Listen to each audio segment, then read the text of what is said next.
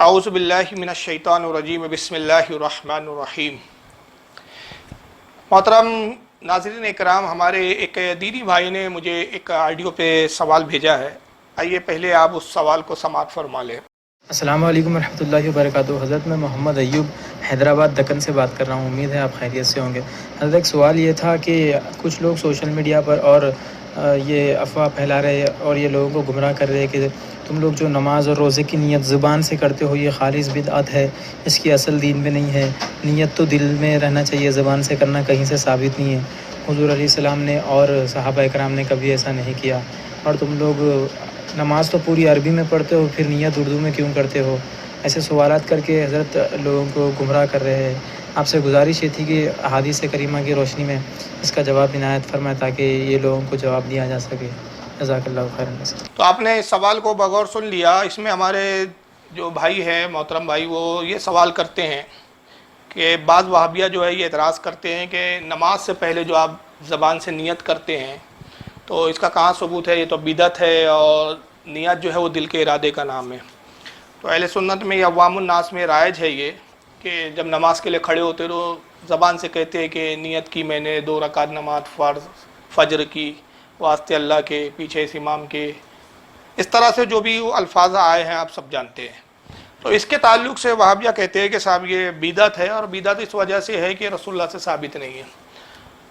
تو نیت تو دل کے ارادے کا نام ہے، دل کا ہی ارادہ جو ہے وہ نیت ہوتی ہے۔ تو اس تعلق سے جواب میں تھوڑی سی تفصیل کی طرف جاؤں گا، کیونکہ یہ اعتراض اکثر بار بار آتا ہے، اور یہ پہلی بار نہیں پوچھا گیا ہے، اس سے پہلے بھی کئی حضرات نے مجھے اس طرح کے اعتراضات سنائے ہیں۔ تو صحیح بخاری ہے کتاب الوحی، کتاب الوحی حدیث نمبر 1 ہے، بخاری کی پہلی حدیث ہے کہ انما الاعمال بالنیات، کہ اللہ کے نبی صلی اللہ علیہ وسلم ارشاد فرماتے ہیں کہ بے شک اعمال کا مدار نیتوں پر ہے، اور نیت کے معنی قصد اور ارادہ کے ہوتے ہیں، اور تمام اہل علم کا اس پر اتفاق ہے کہ قصد اور ارادہ جو ہے وہ دل کا فعل ہے، نہ کہ زبان کا۔ تو ارادہ جو ہے وہ دل میں ہوتا ہے، اور زبان جو ہے اس کی تصدیق کرتی ہے، لیکن اصل جو ہے نیت وہ دل کا، اور قصد جو ہے وہ دل کا فعل ہے۔ تنویر الافسار کے اندر فرمایا گیا کتاب الصلاۃ باب شروط الصلاۃ جلد نمبر 2 صفحہ 111 پر کہ نیت اصل میں دل کے پکے ارادے کو کہتے ہیں۔ تو یہ فقہاء کرام نے تعریف بیان کی ہے کہ نیت کی جو تعریف ہے وہ یہ ہے کہ دل کے پکا ارادہ، اسی کو نیت کہا جاتا ہے۔ لیکن اب سوال یہ ہے کہ رہا معاملہ یہ ہے کہ نماز میں جو نیت کی جاتی ہے اس کا کیا معاملہ ہے، اس کے بارے میں علماء کا کیا کہنا ہے۔ چنانچہ یہ درہ مختار ہے اس وقت میرے ہاتھ میں، اس کی جلد نمبر 2 ہے درہ مختار کی، اور کتاب الصلاح ہے، رد المحتار کے ساتھ ہے، یہ 12 جلدوں میں آتی ہے، درہ مختار ما رد المحتار، کتاب الصلاح باب شروط الصلاۃ، اور اس میں بحث النیہ جلد نمبر 2 صفحہ نمبر 38، اس کے اوپر صاحب درہ مختار جو تعریف کرتے وہ کہتے ہیں کہ اصل نیت دل کا ارادہ ہے، نیت میں زبان کا اعتبار نہیں۔ یعنی اگر دل میں ہے کہ ظہر کی نماز پڑھ رہا ہوں اور زبان سے اثر نکل گیا تو نمازیں ظہر ہی ہوں گی، کیونکہ اصل جو ہے اعتبار دل کا ہے۔ یعنی آپ پڑھ رہے تھے ظہر کی نماز، لیکن زبان سے کیا نکل گیا، نیت کرتا ہوں میں اصل کی نماز کی، زبان سے اثر نکلا، لیکن دل میں پختہ ارادہ یہ ہے کہ میں ظہر کی نماز پڑھ رہا ہوں اور وقت ظہر ہی کا تھا۔ تو صاحب درہ مختار کہتے ہیں کہ دل کا اعتبار ہے، لہذا وہ نماز صحیح ہے، اس میں کوئی حرج نہیں ہے، کیونکہ دل میں ظہر ہی تھا۔ تو نیت دل کا ارادہ ہے، اور نماز بھی جو ہے وہ اس میں دل کے ارادے کے ساتھ کی جاتی ہے۔ تو ارادہ قلبی جو ہوتا ہے یہ ادائے نماز کے لیے کافی ہوتا ہے، یعنی دل میں جو آپ کے نماز کا ارادہ ہے یہی کافی ہے حالانکہ، اور نیز اس میں کسی کا بھی اختلاف نہیں ہے کہ دل کے ارادے کو ہی جو ہے اصل میں نیت کہتے ہیں۔ لیکن یہاں پر جو سوال ہے اس میں اصل بحث اس میں اس بات پر ہے کہ کیا نماز میں زبان سے نیت کے الفاظ کہنا ضروری ہے یا بدعت ہے۔ تو جہاں تک اصل میں غیر مقلدین نام نہاد اہل حدیثوں کا معاملہ ہے تو یہ کسی بھی بات کو اور کسی بھی چیز کو بدعت کہنے میں اتنے جری اور اتنے بے باک ہے کہ ان کا کوئی مولوی بغیر کسی دلیل اور بغیر کسی سوجھ بوجھ کے کسی بھی فعل کو بدعت کہہ دیتا ہے تو ان کی اندھی عوام جو اپنے مولوی کی تقلید میں اس کام کو بدعت کہنا شروع کر دیتی ہے۔ حالانکہ میں آپ کو یہاں پر ایک بات عرض کرتا چلوں کہ خود غیر مقلدین فرقے کا حال یہ ہے کہ ان کے یہاں 50 بدعتیں رائج ہیں، اور یہ اپنی بدعتوں کی طرف زستی برابر جو ہے غور و فکر نہیں کرتے۔ سعودیہ میں تہجد کی اذان دی جاتی ہے، یہ بھی بدعت ہے، میں ایک زمانے سے غیر مقلدین کو چیلنج کر رہا ہوں کہ بھائی آپ جو ہے یہ تہجد کی اذان جو سعودیہ میں دی جاتی ہے اس کو سنت سے اور صحابہ کے عمل سے ثابت کر دیجئے. تو ان کے چھوٹے چھوٹے چوزوں نے جواب دیا، لیکن ان کا کوئی اب تک معتمد اور معتبر اور ذمہ دار عالم سامنے نہیں آیا ہے، اور میں اس انتظار میں ہوں کہ کوئی ان کا ذمہ دار عالم بیان دے تاکہ پھر اس کا میں جواب دوں. تو سعودیہ میں تہجد کی اذان ہوتی ہے، یہ بدعت ہے بالکل، اور میں بڑی ذمہ داری سے کہہ رہا ہوں یہ بدعت ہے، اور انشاءاللہ اس کو ثابت بھی کروں گا. تو یہ بدعت ہے، لیکن سعودیہ میں رائج ہے اور سارے اہل حدیث اس پر اتفاق کیے ہوئے. مسجدوں کو مزین بنانا، سجانا، سوارنا، خوبصورت مسجدیں بنانا، یہ بھی بدعت ہے. چونکہ ابو داؤد کے اندر یہ حدیث آئی ہے کہ آقا نے فرمایا کہ عنقریب ایسی قوم، ایسے لوگ آئیں گے کہ اپنی مسجدوں کو خوبصورت اور حسین بنائیں گے، مزین کریں گے، اور دوسری مسجدوں کے مقابلے میں اپنی مسجدوں پہ فخر ظاہر کریں گے. اور اسی ابو داؤد میں یہ بھی حدیث آئی کہ حضور نے فرمایا کہ یہ یہود و نصارہ کا طریقہ ہے، اور اللہ نے مجھے منع فرمایا ہے، منع کیا ہے رب تبارک و تعالیٰ نے کہ میں مسجدوں کو خوبصورت بناؤں اور مزین کروں. تو حضور نے منع کیا، اور حضور کی ممانعت کے باوجود آج دیکھ رہے ہیں سبھی مسجدیں خوبصورت بنا رہے ہیں، یہ بھی بدعت ہے. ہر سال نیشنل ڈے مناتے ہیں آل سعود، یہ بھی بدعت ہے. 31 دسمبر کو نیو ایئر مناتے ہیں سعودیہ کے لوگ، اس پر بھی کبھی ان کے مولویوں کو توفیق نہیں ہوئی کہ بولے. اور اب ایک نئی اور بدعت آئی ہے کہ تھیٹر بھی شروع کر دیا ہے انہوں نے سعودیہ کے اندر، اور فیشن شو کے نام پہ نیم برہنہ اور بلکہ حد سے زیادہ برہنہ، اور لڑکیاں، جوان لڑکیاں جو ریمپ پر وہ رقص کرتے ہوئے نظر آ رہی ہے، چلتی پھرتے نظر آ رہی ہے، فیشن شو ہو رہے، یہ بھی بدعت ہے.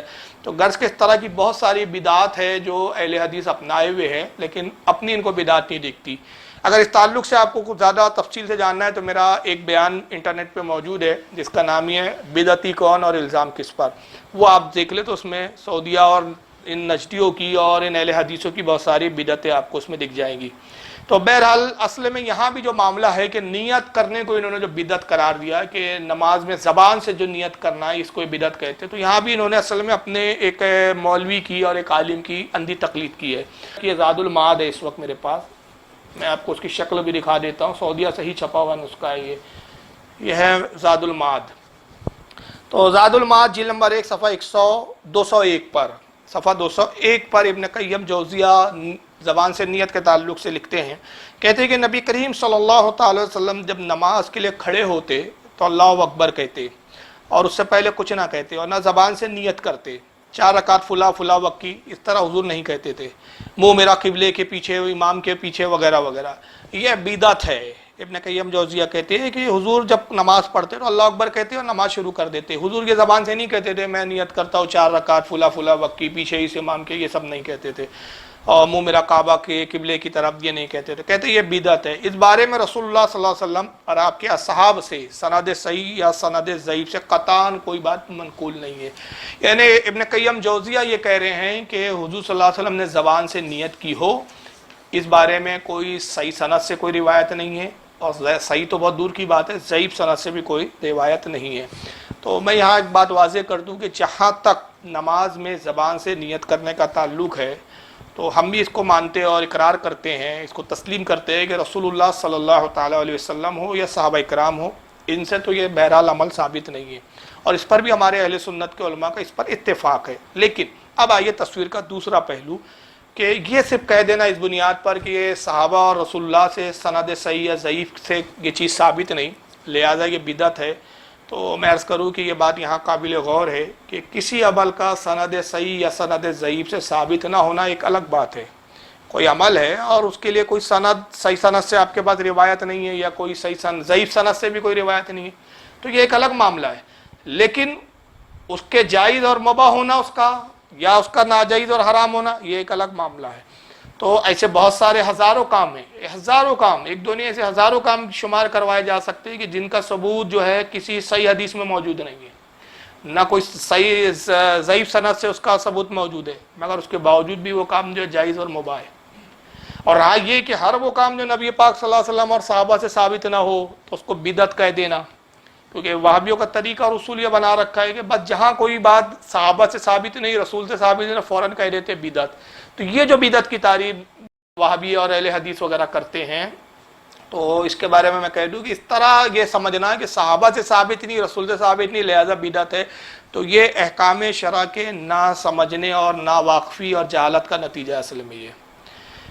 لہذا یہاں پر ابن قیم جوزیہ کا نماز کی نیت کو بدعت کہنا اس سے ثابت نہیں ہوتا کہ زبان سے اگر نیت کہہ دی جائے تو یہ واقعی بدعت ہے، یا بدعت ضلالہ ہے، یا بدعت منکرہ ہے، یا بدعت ممنوعہ ہے، اس سے ثابت نہیں ہوتا۔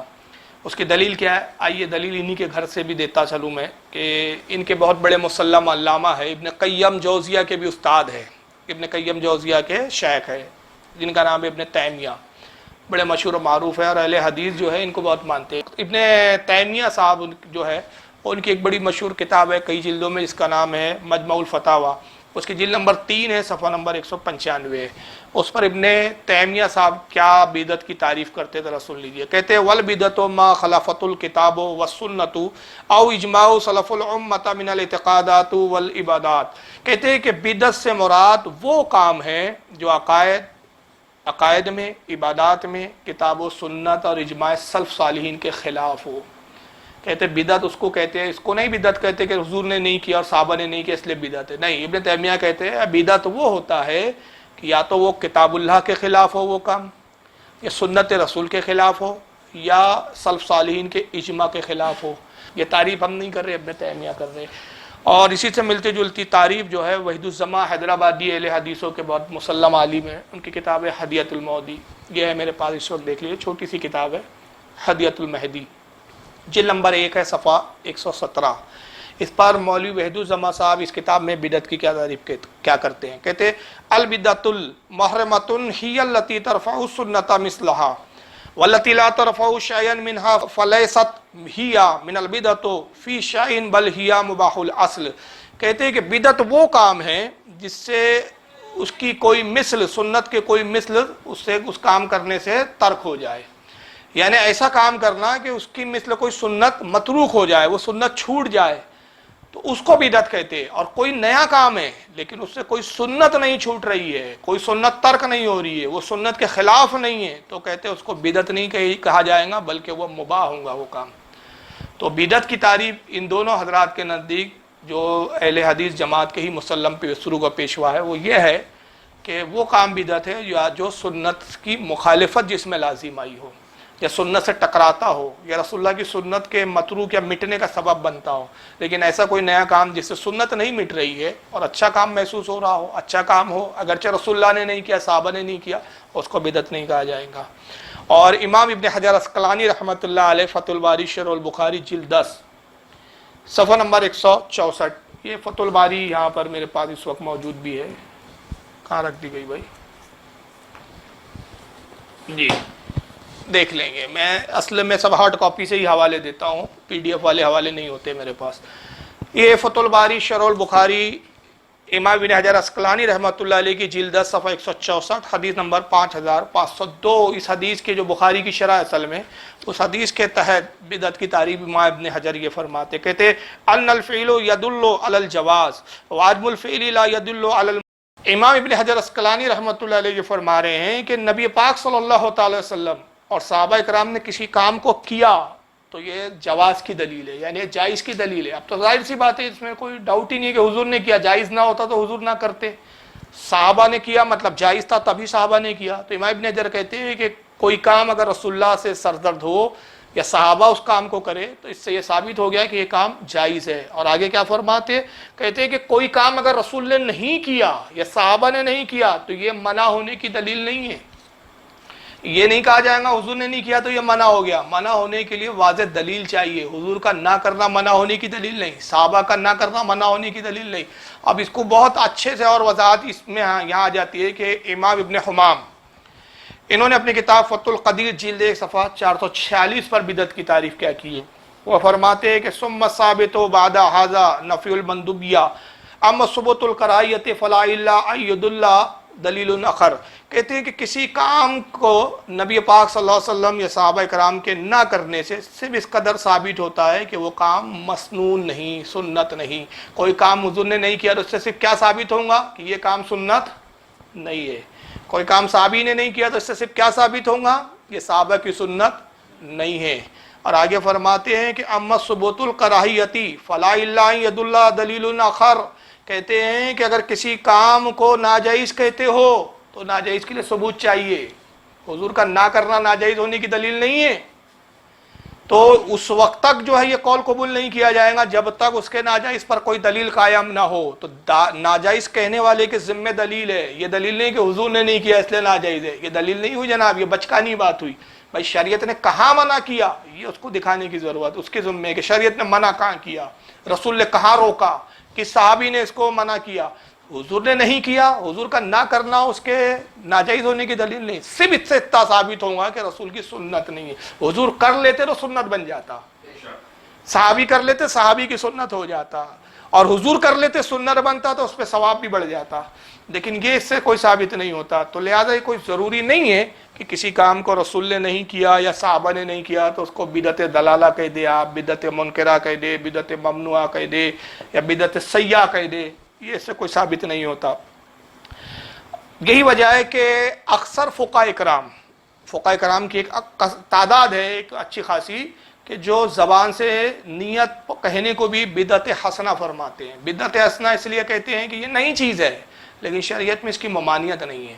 اور اس میں ایک اچھی بات ہے کہ جو دل میں ہے اس کو آپ زبان سے بھی اقرار کے ساتھ کہہ دے رہے ہیں, تو اس کو بدعت جو ہے حسنہ کہتے ہیں, یعنی اچھی بدعت کہتے ہیں, کیونکہ شریعت میں اس کی کوئی ممانعت نہیں ہے. اگر شریعت میں ممانعت ہوتی تو پھر یہ بدعت حسنہ کے کھانے میں نہیں آتی, یہ تو بھی بدعت سیئہ ہو جاتی. چنانچہ آئیے دیکھیے یہی درہ مختار ہے, مارد المختار, کتاب الصلاۃ, باب شروط الصلاۃ, بیس النیہ, جلد نمبر 2 صفحہ 83. اس پر صاحب درہ مختار اور صاحب رد المختار دونوں حضرات لکھتے ہیں کہ دل کے ساتھ زبان سے نیت کہہ لینا مستحب ہے. کہتے ہیں دل میں تو نیت ہے ہی کہ بھائی ظہر کی نماز پڑھ رہا ہوں, عصر کی پڑھ رہا ہوں, لیکن اگر زبان سے بھی کہہ دیا تو یہ کیا ہے, مستحب ہے, اچھا عمل ہے. اور اس میں کوئی ضروری نہیں کہ نیت عربی میں کہی جائے یا فارسی میں یا کسی اور زبان میں. یہ بھی وہابی اعتراض کرتے کہ نماز تو عربی میں پڑھتے ہو. اب یہاں اس کا بھی میں جواب دیتا چلوں. کہتے نماز تو عربی میں پڑھتے ہو, نیت اردو میں کرتے ہو صاحب. کہتے نیت کی میں نے 2 رکعت نماز فرض فلا پیچھے اس امام کے, منہ میرا قبلے کی طرف. تو یہ جو آپ کہتے ہیں تو اردو میں کہتے ہو, نماز تو عربی میں پڑھتے ہو, تو یہ مستحب عمل ہے. اور مستحب ہے یہ ہم اپنی زبان میں اپنے ہی ارادے کو ظاہر کر رہے ہیں. اور یاد رکھیے نیت کرنا, زبان سے نیت کہنا, یہ نماز کا حصہ ہی نہیں ہے اصل میں. اس سے نماز کا کوئی تعلق ہی نہیں ہے. یہ بدعت تب ہوتا کہ اس کو نماز میں شامل کیا جاتا. نماز تو تب شروع ہو رہی ہے جب تکبیر تحریمہ پکار رہے ہیں, اور تکبیر تحریمہ سے پہلے زبان سے نیت کی جاتی ہے, تو ابھی تو نماز شروع ہی نہیں ہوئی. تو بدعت تو تب ہوتا ہے کہ اس کو نماز کا حصہ بنایا جاتا ہے. اس سے نماز کا تو کوئی تعلق ہی نہیں ہے بھائی. جو دل میں ہے اس کو زبان سے ظاہر کر رہا ہے وہ بندہ, تو زبان سے کہہ دینے میں کون سی بدعت ہو گئی. تو اول تو یہ نماز کا حصہ نہیں ہے. اور یاد رکھیے کوئی سنی, عوام الناس, علماء کی تو بات بڑی ہے, کوئی سنی صحیح عقیدہ اس زبان سے نیت کرنے کو نہ فرض سمجھتا ہے نہ سنت سمجھتا ہے, صرف مستحب سمجھتا ہے. کسی ہمارے امام نے, کسی ہمارے عالم نے فتویٰ نہیں دیا کہ اگر کسی نے زبان سے اس طرح نہیں کہا تو اس کی نماز نہیں ہوئی. کیوں؟ نماز سے اس کا تعلق ہی نہیں ہے. لیکن کہہ لینا اچھی بات ہے, کوئی بری بات نہیں ہے. اور وجہ کیا ہے, دل میں ارادہ ہے, اعتقاد ہے آپ کے, اور زبان سے اس کا اظہار ہو رہا ہے. تو اب یہاں ایک فائدہ کیا نظر آیا جس کی بنیاد پر علماء نے مستحب کہا کہ دل اور زبان یکساں ہو گئے ہیں. بعض اوقات یہ ہوتا ہے کہ دل میں کچھ ہوتا ہے, زبان پہ کچھ ہوتا ہے. آدمی ہوتا ہے نا, اور ایسے شخص کو منافق بھی کہا جاتا ہے, دل میں کچھ رکھ رہا ہے, زبان میں کچھ کہہ رہا ہے. تو یہاں پر تو اتنا خلوص کے ساتھ نماز میں اس کو اللہ کی بارگاہ میں کھڑا کر دیا گیا ہے کہ جو دل میں زبان سے بھی اظہار کر لے رہا ہے. دل اور زبان میں یکسانیت ہو گئی ہے.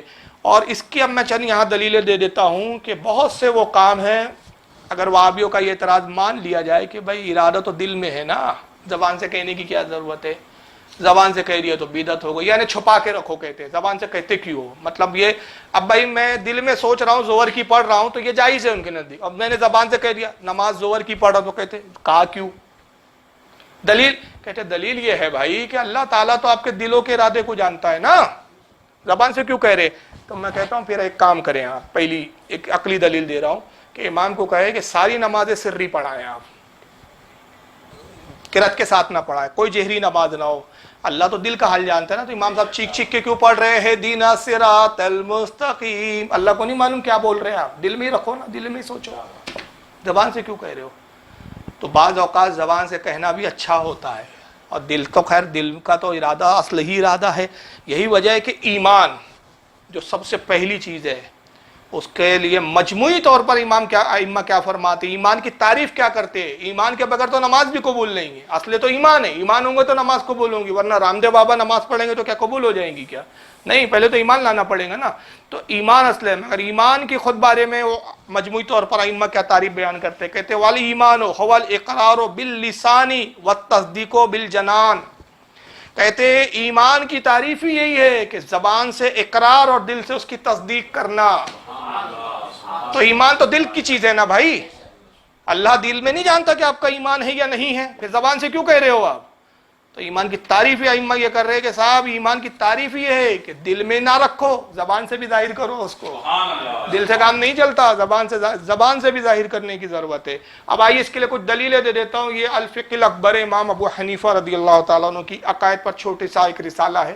چنانچہ امام اعظم ابو حنیفہ رضی اللہ تعالیٰ عنہ الفقہ الاکبر اور اس کا صفحہ پہلا اور پہلی عبارت، یہیں سے ان کی کتاب شروع ہوتی ہے خطبے کے بعد، کہ امام ابو حنیفہ فرماتے ہیں یجب ان یقول آمنت باللہ وملائکتہ وکتبہ ورسولہ والیوم الآخر والبعث بعد الموت والقدر وخیرہ وشرہ من اللہ تعالی، کہتے ہیں کہ ایمان کے لیے واجب ہے، امام ابو حنیفہ فرما رہے ہیں یہ واجب ہے، واجب، یہ لفظ پر غور کریں آپ، یجیبو واجب ہے، ان یقول یہ کہے، دل میں نہ رکھے، کہنا ہے، اور یہ کہنا کیا ہے؟ واجب ہے۔ اور کیا کہیں؟ کہ اپنی زبان سے یہ کہیں، اقرار کرے کہ میں ایمان لایا اللہ پر، فرشتوں پر، اس کی کتابوں پر، اس کے رسولوں پر، آخرت کے دن پر، موت کے بعد اٹھائے جانے پر، تقدیر پر، اور اس پر بھی ایمان لایا کہ خیر اور شر اللہ کی طرف سے ہے۔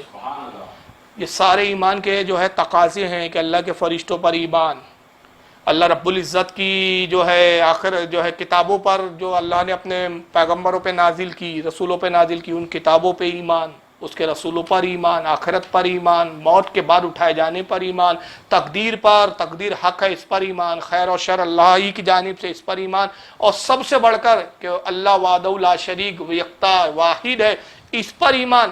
تو یہ تو دل میں ہے نا، اللہ تو جانتا ہے نا کہ آپ کتابوں کو مانتے ہیں کہ نہیں مانتے، تقدیر کو مانتے ہیں کہ نہیں مانتے، زبان سے کہنے کی کیا ضرورت ہے؟ مگر امام اعظم کہتے ہیں یجب ان یقول، واجب ہے کہ آپ کو یہ کہے، آپ کو کہنا پڑے گا۔ اور امام ابو نعیم رحمۃ اللہ علیہ بہت بڑے محدث ہیں، ان کی مشہور حدیث کی کتاب ہے حلیۃ الاولیاء، جلد 6 صفحہ 327، اس پر وہ امام مالک کا یہ قول نقل کرتے ہیں، کہتے ہیں کہ عن عبداللہ بن نافع قال کان مالک یقول الایمان قول و عمل یزید و ینقص، کہتے ہیں کہ امام مالک رحمۃ اللہ تعالی علیہ فرماتے تھے کہ ایمان قول اور عمل کا نام ہے اور یہ گھٹتا اور بڑھتا بھی ہے۔ امام مالک بھی یہی فرما رہے ہیں، امام ابو حنیفہ کے مطلب ساتھ وہ بھی تائید ہو کر رہے ہیں گویا ایک طرح سے، وہ بھی کہتے ہیں کہ ایمان کی تعریف کیا ہے کہ قول اور عمل، یعنی عمل ہی نہیں ہے، عمل تو دل کا معاملہ ہے نا، ساتھ میں قول یعنی زبان سے بھی کہنا چاہیے۔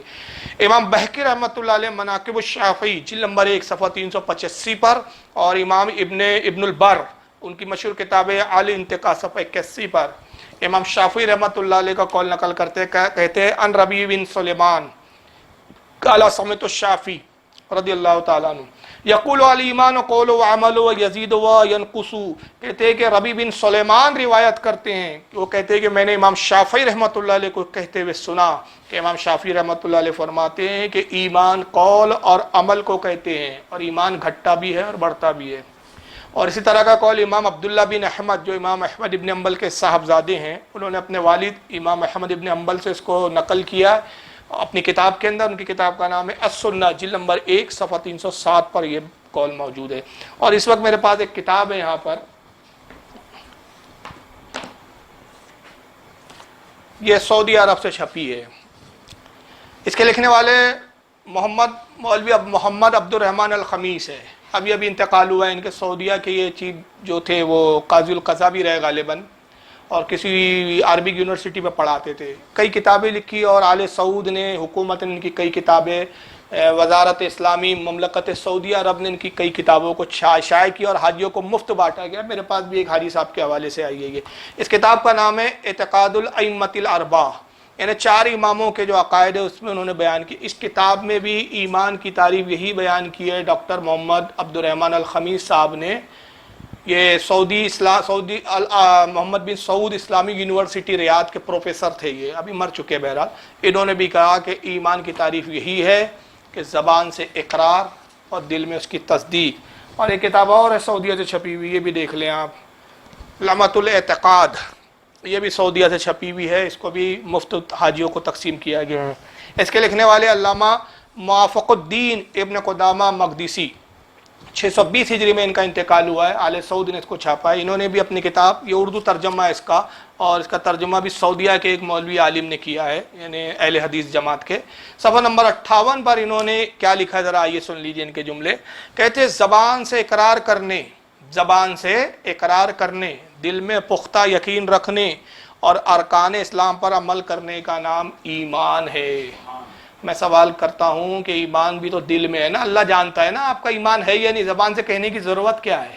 مگر یہاں سے لے کر وہاں تک ہر امام ائمہ کہہ رہے کہ نہیں، ایمان کا اظہار بھی زبان سے ضروری ہے. اب آئیے میں رسول اللہ کی کچھ سنت سے استدلال کرتے ہوئے آپ کو کچھ پیش زبا چیزیں پیش کرتا ہوں. چنانچہ دیکھیے سنن ابو داؤد ہے، یہاں پر سنن ابو داؤد کتاب الصوم، سنن ابو داؤد کتاب الصوم، باب القولی عند الافطار، کہ افطار کے وقت کیا کہا جائے، کیا پڑھا جائے. حدیث نمبر 2358. اور اسی حدیث کو امام بہقی نے بھی نقل کیا ہے، شعب الایمان، باب فی الصیام، حدیث نمبر 3902 پر حضرت معاذ بن زہرہ رضی اللہ تعالیٰ عنہ سے روایت لائے ہیں کہ حضور صلی اللہ علیہ وسلم جب افطار کرتے تو افطار کے بعد یہ دعا پڑھتے تھے. کیا کہتے؟ اللہم لک صمت وعلی رزقک افطرت، کہتے اللہ میں نے تیرے لیے روزہ رکھا اور تیرے دیے ہوئے رزق سے افطار کیا. زبان سے کہنے کی کیا ضرورت ہے؟ اللہ کو نہیں پتا کہ کس کے لیے روزہ رکھا تھا؟ بھائی جب عمل نیت کا نام ہے، اعتقاد تو دل میں ہی ہونا چاہیے نا. تو دن بھر روزے سے ہے تو آپ کہے کیوں رہے ہو کھاتے وقت کہ اللہ تیرے لیے روزہ رکھا تھا؟ تو اس کو پتا نہیں اللہ کو کہ آپ نے روزہ رکھا کس کے لیے اور تیرے دیے ہوئے رزق سے افطار کیا. تو یہ اللہ کو کیا خبر دے رہے ہیں؟ کیا وہ خبر نہیں رکھتا؟ بے خبر ہے، معاذ اللہ نعوذ باللہ. تو اصل میں معاملہ یہی ہے کہ روزہ رکھا یہ تو دل کا عمل ہے، دل میں تھا اللہ تیری ہی رضا کے لیے روزہ رکھا، لیکن زبان سے اظہار کرنا پتہ چلا یہ بھی رسول اللہ کی سنت ہے. اسی طرح حضور صلی اللہ علیہ وسلم جب قربانی کرتے تھے، چنانچہ یہی سنن ابو داؤد ہے، یہی سنن ابو داؤد کا حوالہ پیش کر رہا ہوں. حدیث نمبر 2795، اس کو امام ابن ماجہ نے بھی نقل کیا اپنے سنن میں، حدیث نمبر 3121. امام دارمی بھی لائے اپنے سنن میں اس کو، حدیث نمبر 1990. حضرت جابر بن عبداللہ رضی اللہ تعالیٰ عنہ سے روایت مروی ہے کہ حضرت جابر بن عبداللہ کہتے ہیں کہ نبی پاک صلی اللہ علیہ وسلم نے قربانی کے لیے 2 مینڈے طلب فرمائے اور 2 مینڈے پھر حضور نے ذبح کیے. جب ذبح کے لیے مینڈے حاضر کیے گئے تو اللہ کے نبی نے یہ دعا کی. اب دعا سنیے، اور یہی سب دعا جو ہے ذبح کے وقت پڑھتے ہیں. انی وجہت وجہی للذی فطر السماوات والارض علی ملت ابراہیم حنیفا وانا من المشرکین، کہ اللہ کے نبی کہتے ہیں، دعا کا ترجمہ سماعت فرمائے، کہتے ہیں میں نے اپنا منہ اس کی طرف کیا، زبان سے کہہ رہے ہیں اور یہی کہتے ہیں منہ میرا قبلے کی طرف. تو وہابی صاحبان کہتے ہو گیا بدعت ہو گئی، بھائی بدعت ہو گئی.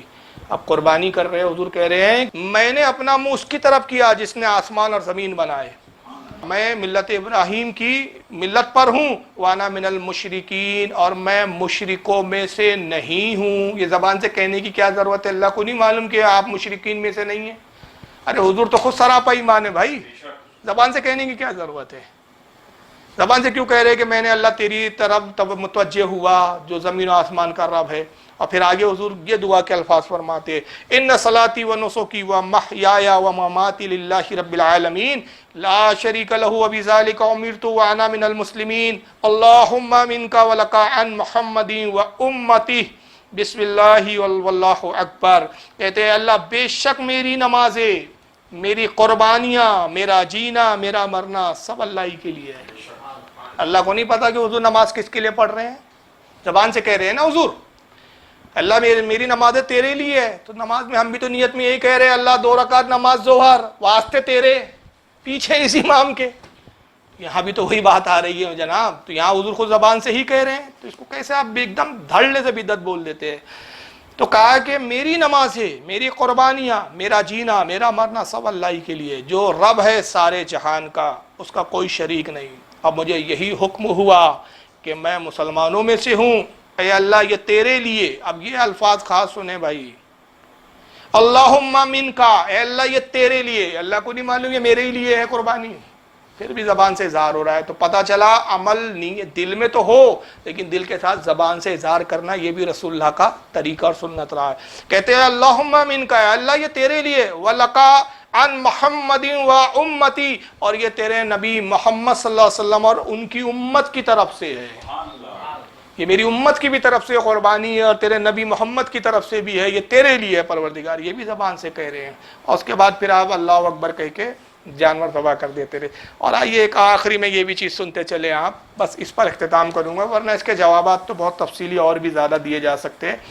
حج میں تلبیہ پڑھی جاتی ہے، سب جانتے ہیں، اور یہ چاہے سنی ہو، بریلوی ہو، وہابی ہو، دیوبندی ہو، کوئی بھی ہو، سب تلبیہ پڑھتے ہیں، سب پڑھتے ہیں، کیونکہ حدیث میں اس کا حکم ہے۔ اور تلبیہ کیا ہے ذرا آئیے، اور چیخ چیخ کے پڑھتے ہیں، دل میں نہیں پڑھتے، دل میں ارادہ نہیں ہے، زبان سے بھی کہتے ہیں۔ کیا کہتے ہیں؟ لبیک، حاضر ہوں، اللہ کو نہیں پتا حاضر ہے، کس کو بتا رہے بھائی حاضر ہوں؟ اس کو نہیں معلوم، اس کو وہ نہیں جانتا کہ آپ ہندوستان سے مکہ آ گئے، اب حرم میں ہیں، کیوں چلا کے کہہ رہے لبیک حاضر ہوں، اللہم لبیک، اے اللہ حاضر ہوں، یہ لیجیے اللہ کو بھی مخاطب کر کے کہہ رہے ہیں آپ یہاں، اے اللہ حاضر ہوں، لبیک لا شریک لک لبیک، اے اللہ تیرا کوئی شریک نہیں، حاضر ہوں تیرا کوئی شریک نہیں، حاضر ہوں۔ کتنے بار حاضر حاضر کہہ رہے ہیں بھائی، اس کو نہیں پتا کہ یہ بندہ آ گیا ہے، پلین میں بیٹھ کر پہنچ گیا ہے، ہاں ناواقف ہے کہ جو آپ زبان سے بول رہے تھے نا، ان الحمد والنعمت لک والملک، اور کہتے ہیں اللہ تمام تعریف اور نعمت اور ملک تیرے لیے ہے، لا شریک لک، تیرا کوئی شریک نہیں۔ اب ہو سکتا ہے کوئی آ کے دل میں پڑھیے جناب، آئیے حدیث بتا دیتا ہوں، حدیث واضح کر رہی ہے کہ کیا کرنا ہے آپ کو۔ سنن ابن ماجہ ابواب المناسک باب رفیع الصوت بالتلبیہ، حدیث نمبر 2923، امام ابن ماجہ اس حدیث کو نقل کرتے ہیں، عن زید ابن خالد الجہنی قال قال رسول اللہ صلی اللہ علیہ وسلم جاءنی جبریل فقال یا محمد مر اصحابک فلیرفعوا اصواتهم بالتلبیہ فإنها من شعار الحج۔ حضرت زید بن خالد رضی اللہ تعالیٰ روایت کرتے ہیں کہ حضور صلی اللہ تعالی وسلم نے ارشاد فرمایا کہ جبریل میرے پاس آئے اور جبریل حاضر ہوئے اور کہا یا رسول اللہ اپنے اصحاب کو حکم دیجئے کہ وہ تلبیہ یعنی لبیک اللہم لبیک لبیک لا شریک لک لبیک ان الحمد والنعمت لک والملک لا شریک لک، یہ جو تلبیہ ہے حضور کہتے ہیں جبریل آئے میرے پاس اور کہا یا رسول اللہ آپ اپنے اصحاب کو حکم دیجئے کہ وہ تلبیہ بلند آواز سے پڑھے، زور زور سے پڑھے۔ اور کیوں زور زور سے پڑھے؟ زور سے پڑھنے کی ضرورت کیا؟ اللہ تو دل کے حال جانتا ہے نا، دل میں بھی پڑھ سکتے ہیں نا آپ، دل میں ہی ارادہ کر لو نا اللہ حاضر ہوں، آ گیا ہوں آ گیا ہوں، حاضر ہوں حاضر ہوں، تیرا کوئی دل میں سوچ لو نا، نہیں زبان سے زور سے کہے۔ کیوں کہے؟ آگے وجہ بتائی جا رہی ہے، فَإِنَّهَا مِن شِعَارِ الْحَجِّ، اس لیے کہ یہ حج کی نشانی ہے، حج کی علامت ہے، حج کا شعار ہے، حج کی ایک شان ہے یہ۔ اور اس حدیث کو امام احمد ابن حنبل نے بھی لکھا، حدیث جلد نمبر 5 صفحہ نمبر 192 پر۔ امام ابن خزیمہ بھی اس کو لائے ہیں اپنی صحیح کے اندر حدیث نمبر 2628 کے تحت، اور اسی حدیث کو امام طبرانی بھی لائے ہیں معجم الکبیر حدیث نمبر 5168 کے تحت۔